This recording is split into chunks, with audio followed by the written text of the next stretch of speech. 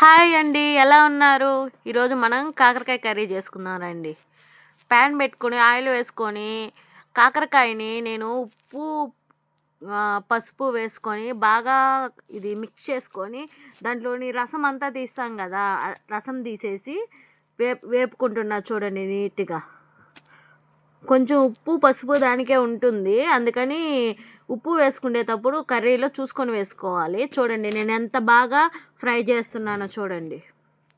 బాగా ఫ్రై అవ్వాలి. ఎంత ఫ్రై అయితే అంత చేదు వెళ్ళిపోతుంది.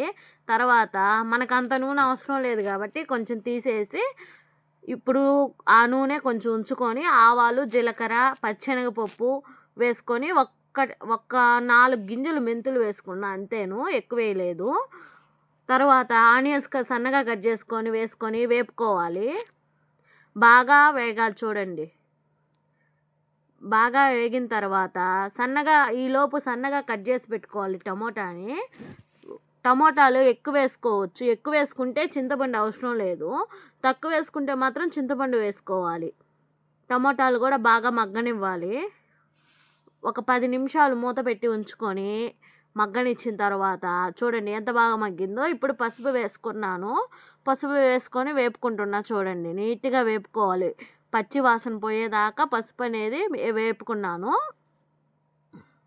చూడండి. ఆయిల్ కొంచెం పైకి తేలింది చూడండి. అంతవరకు వేపుకోవాలి. తర్వాత మన రుచికి తగినంత కారం వేసుకొని వేపుకోవాలి. ఈలోపు ఇది వేపుకున్న కాకరకాయని వేసుకొని బాగా మిక్స్ చేసుకొని చింతపండు రసాన్ని గుజ్జు తీసి పెట్టుకోవాలి. కొంచెం మగ్గేదాకా. తర్వాత కొంచెం ఉప్పు వేసుకోవాలి. రుచి చూసుకొని ఉప్పు వేసుకొని ఆ చింతపండు రసాన్ని వేసుకోవాలి.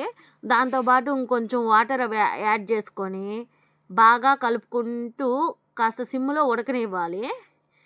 చూడండి సిమ్లో ఉడకనిస్తున్నా చూడండి. కలుపుతూ ఉడకనిస్తున్నాను.